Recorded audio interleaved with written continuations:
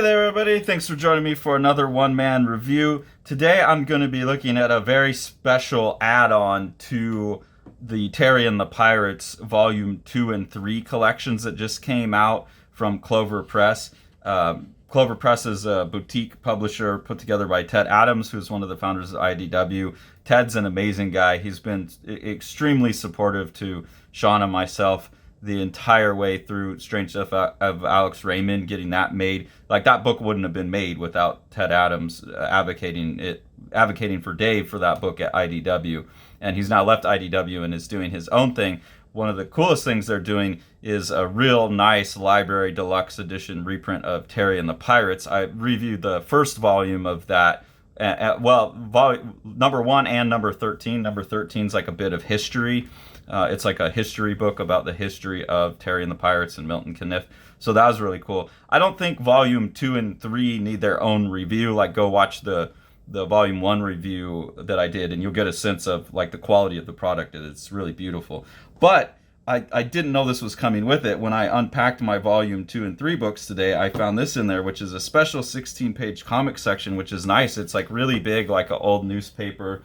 Like you can see, here's like a standard comic size. So it's like a big newspaper insert. And what it is 24 contemporary creators paying tribute to Milton Caniff and Terry and the Pirates. And what they're doing is they're picking, like, I guess their favorite Terry and the Pirate strip and reimagining it in their style. And man, this is so fun. Like, I'm a bit jealous at having worked on Strange Death of Alex Raymond and done a few Caniffs in there, but really not being able to try my hand at many Caniffs in that project. I'm like, oh man, I wish I could have been involved in this, because this looks like so much fun.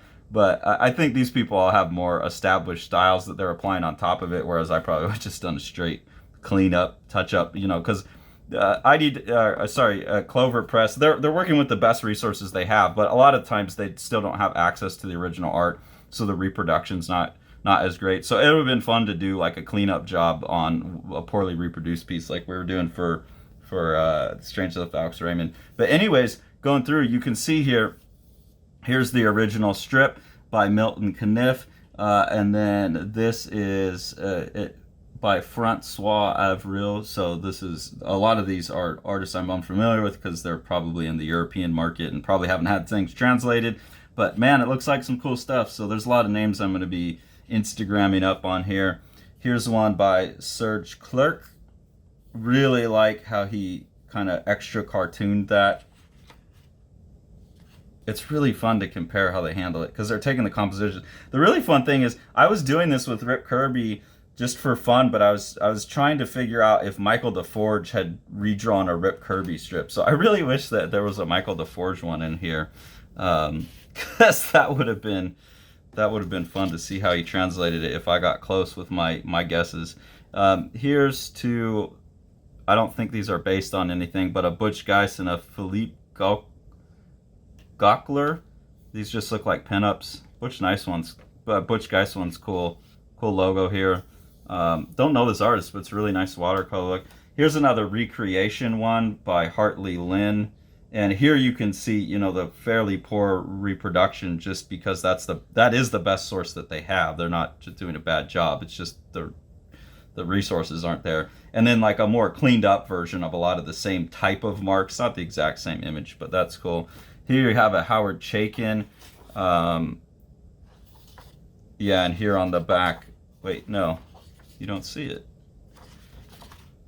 You don't see the original one on that. That's interesting. This just looks like a Milton Caniff. Oh, and so here we have Dominique Bertel redoing this one. Really quite nice, that one. This is so cool. This is really lovely. Here you have Michael Cho. Michael Cho's amazing. I love Michael Cho. With Michael Cho, you really get a sense of much closer to like what the original Caniff probably looked like. Not exactly, but Michael Cho is really in control of his brush in the same way that Caniff is, with those big juicy strokes. I mean, you could tell looking at them, it's not the same. And then the other cool thing about Michael Cho is the way he'll drop edges and use color to define an edge. So like here you have, Caniff has this big, thick, juicy black mark to define the edge of the head there. And then here, there's no line at all. It's just yellow up against the color of the background. And you get that all throughout. That's something Michael Cho's really good at. I know Eric Creek said he was a big fan of Michael Cho, and that's influenced his work, and I'm a big fan as well. It's influencing how I think about shape and color, and has for a while. So this was maybe my favorite one, and I really like that for just that one page. Well, I guess it's not on cream paper, but they printed cream to make it look older. This, to me, is like what reprinted comics should look like. The blacks are all solid. The art's been cleaned up. I don't know about the modernized color gradients and stuff, but if you clean up the artwork and get actual black, so there's not like that little bits of blue, I know some people like that aesthetic, but I would like to see comics reprinted, recolored, looking like this. Put it on like maybe a little bit less creamy paper than that, nice sturdy paper that feels a bit like newsprint, but can still have the rich colors on it. I think that'd be beautiful. So this piece is gorgeous. I love this. And I think this is, instead of like reprinting it with like a bright yellow here, I do wish that since his is so close that he would have stuck with the original color scheme.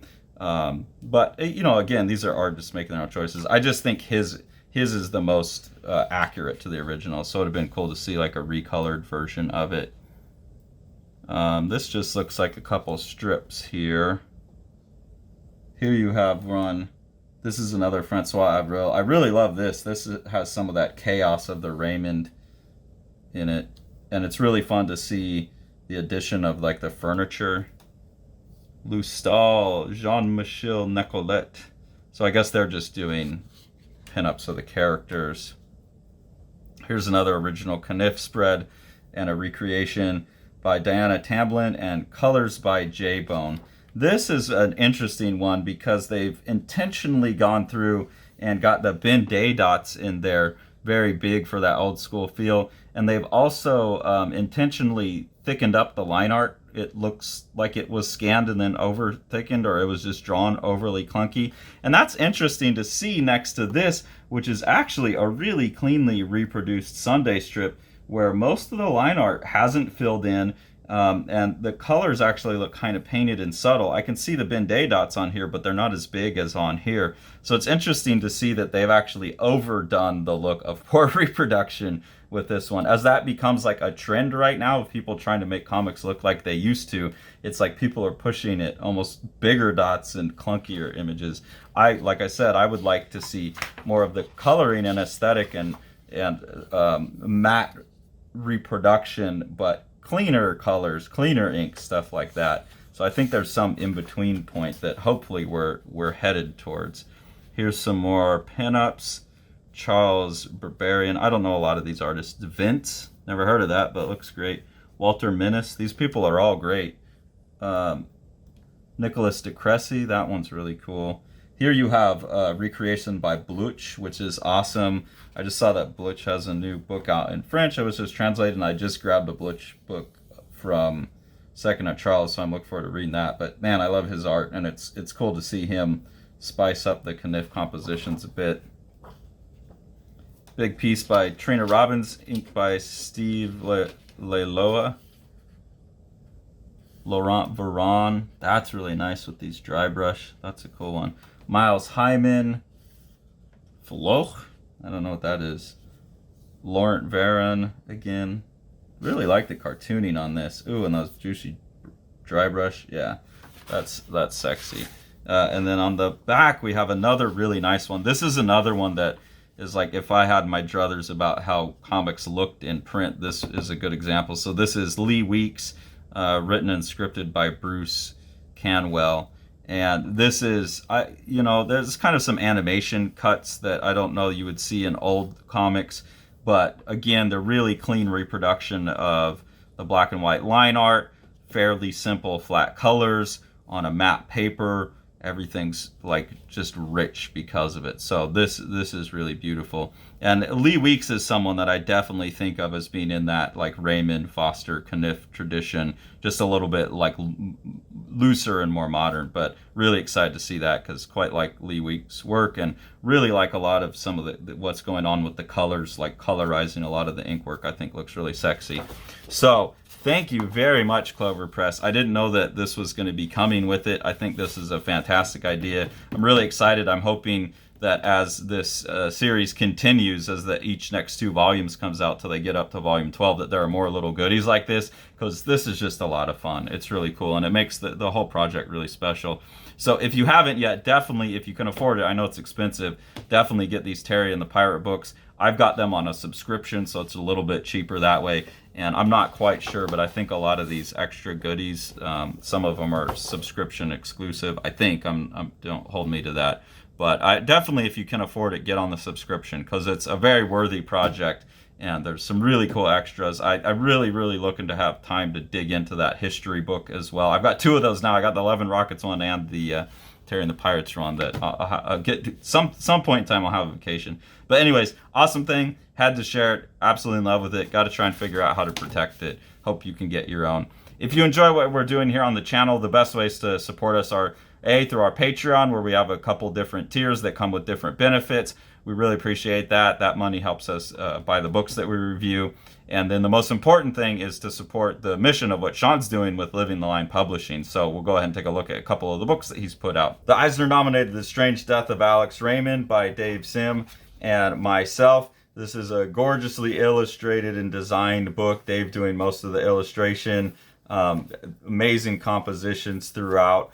What Dave is doing is he's recording his obsession with the death of master cartoonist Alex Raymond behind the wheel of Stan Drake's car when they got into a car crash. The best description of the book that I've heard is that it's like understanding comics with pages like this, mixed with something like From Hell, when you get into the theories about, you know, what actually happened with the car crash. And then with Sean on production, it's just one of the most gorgeously printed books you could get a hold of. The Exile by Eric Creek is a gorgeously illustrated Viking saga of revenge. Eric Creek calls it his Viking Western. It's about a guy who's been away on the warpath and is returning home to some family troubles that have to be resolved.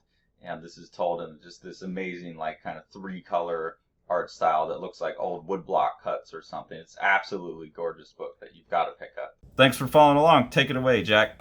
You want to see all these books? Smash that subscribe button and the like button and the bell, and then you get them.